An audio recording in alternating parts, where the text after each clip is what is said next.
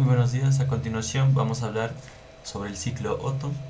Los temas que vamos a abordar van a ser los siguientes.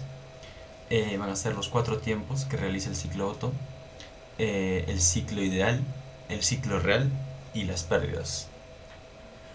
Para empezar con el momento de admisión, este proceso se da desde que el pistón inicia su carrera descendiente desde el punto muerto superior, ¿no? Debido al ingreso de la mezcla aire-combustible por la abertura de la válvula de entrada que pueden ver en la imagen. Este proceso termina cuando el pistón se llena y puede realizar su proceso completo hasta llegar al punto muerto inferior. El siguiente proceso es el de compresión. Este se da al momento en el que el pistón asciende desde el punto muerto inferior. Como pueden observar, la válvula de salida y de entrada están cerradas, lo cual produce un proceso de compresión de la mezcla de aire-combustible. Este proceso termina cuando el pistón alcanza el punto muerto superior. El siguiente proceso es la combustión. Como habíamos hablado, la mezcla de aire-combustible se encontraba a alta presión y es una chispa la que desencadena la expansión de este gas. Esta expansión produce que, como las dos válvulas están cerradas, produce el movimiento faltante en el cigüeñal para que el pistón pueda realizar el proceso descendiente desde el punto muerto superior. Termina cuando llega al punto muerto inferior.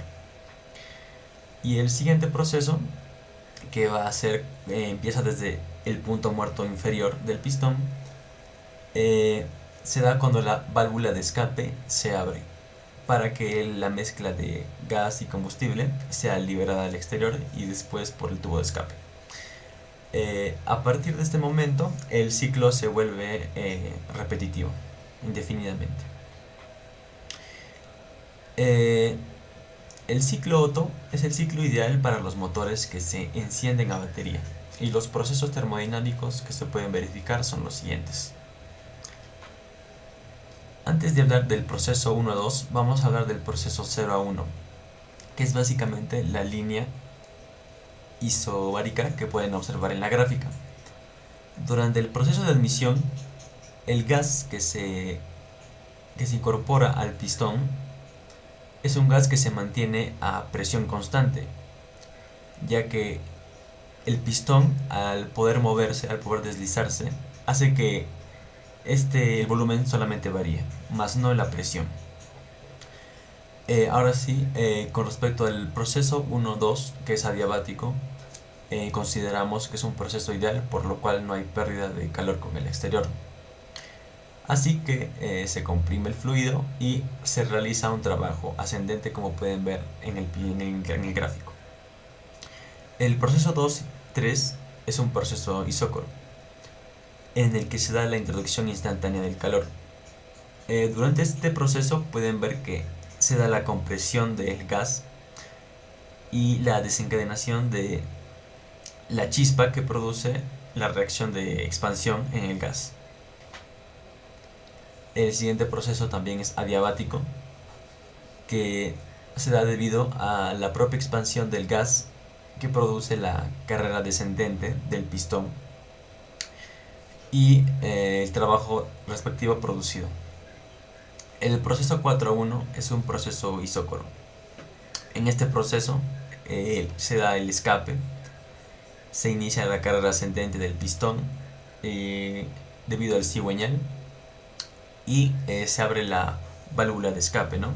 Por donde se permite sustraer el calor que anteriormente se había suministrado. Bueno, ciclo Otto real. En el ciclo ideal que vimos anteriormente, en el cual cada carrera se daba en un punto exacto, en la realidad la apertura y el cierre de las válvulas se adelantan o retrasan. Por física se sabe que todo trabajo implica pérdidas, ya sea por calor, por fricción, etc.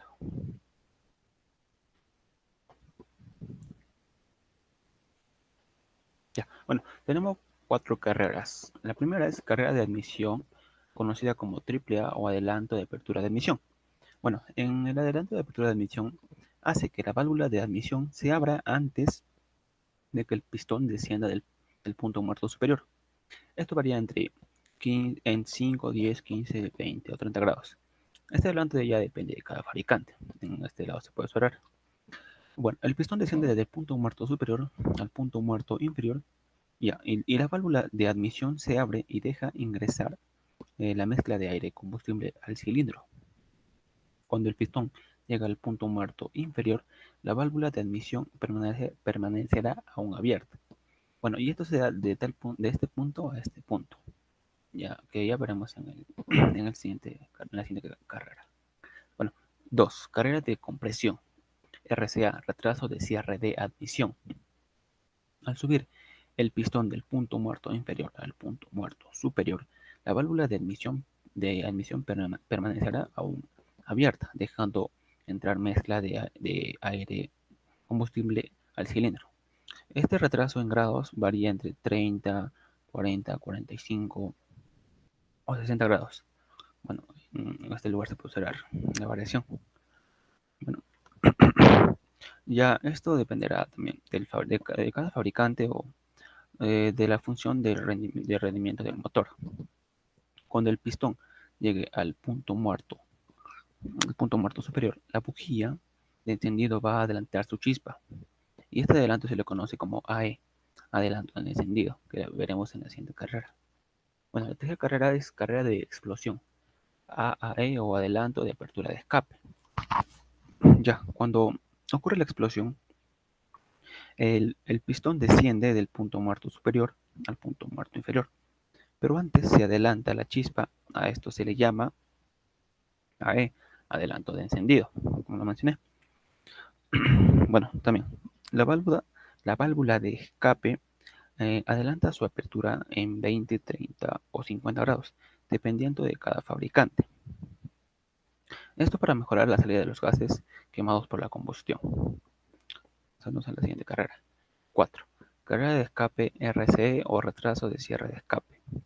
Bueno, después de la combustión, el pistón se encuentra en el punto muerto inferior, en este lugar, ascendiendo al punto muerto superior. La válvula de escape está abierta por el AE o adelanto de apertura de escape. Y cuando el pistón finaliza su carrera llegando al punto muerto superior, la válvula de escape retrasa el cierre llamada el RCE. Ya puede ser 5, 10 o 20 grados que se encuentran en este lugar. Eso ya dependiendo del fabricante, como lo mencioné. Ya bueno, y así el cigüeñal habría dado sus vueltas en un ciclo. También hay un cruce de válvulas que se da cuando estos dos están abiertos, la válvula. Bueno, pasaremos a ver un video que es del ciclo real, cómo funciona. A ver, un momento.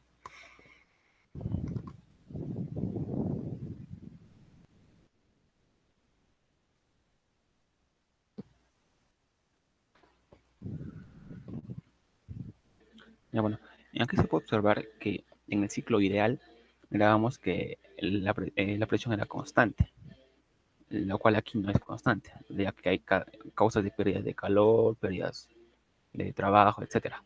También, cuando llegamos a la combustión, miramos que no es exacto, como un volumen constante, ya que como mencioné hay pérdidas de calor, etcétera. Mientras que trabaja el pistón, aquí vemos el diagrama presión-volumen. Bueno, pasaremos al siguiente. Pérdidas. Hay pérdidas de calor, como puede ser, como el cilindro está refrigerado para asegurar el buen funcionamiento del pistón. Una cierta parte de calor del fluido se transmite en las paredes. Estamos hablando del punto A. Se produce, por lo tanto, una pérdida de trabajo útil correspondiente a esta superficie. Bueno, otro sería por combustión no instantánea. Nos vamos a este lugar. La combustión sabemos que dura un cierto tiempo. Si el encendido tuviese lugar justamente en el punto muerto superior, la combustión ocurriría mientras el pistón se aleja de dicho punto, y el valor de la presión sería inferior al previsto, con la correspondiente pérdida de trabajo útil, por lo que es necesario anticipar el encendido de forma que la combustión pueda tener lugar en su mayor parte cuando el pistón se encuentre en la proximidad del punto muerto superior. Esto produce un redondeamiento, como estamos observando, de la línea teórica de 2 a 3 de introducción de calor. Bueno, y por lo tanto, aquí como observamos, hay una pérdida de trabajo útil representada por este área B. También hay otro tipo de pérdida que es por el tiempo de aberturas de las válvulas de escape que se dan en este lugar. Bueno, en el ciclo teórico se supuso que la sustracción de calor ocurriría instantánea en el punto muerto inferior. Pero en el ciclo real, la sustracción de calor tiene lugar en un tiempo a que una parte de los gases salgan del cilindro antes de que el pistón alcance el punto muerto superior, como está observando, de manera que su presión descienda cerca del valor eh, de la presión exterior al comienzo de la carrera de la expulsión. Bueno, este hecho provoca una pérdida de trabajo útil, representada por este área en negrina del área C, pérdida que es, sin embargo, menor de la que se tendría sin el adelanto de la apertura de la válvula de escape. La eficiencia o rendimiento térmico de un motor de este tipo depende de la relación de compresión, proporción entre volúmenes máximo y mínimo de la cámara de combustión. El rendimiento medio de un buen motor Otto de 4 tiempos es de un 25 a un 30% inferior al rendimiento alcanzado con motores diésel, que llegan a rendimientos del 30 al 45%, debido precisamente a su mayor relación de compresión.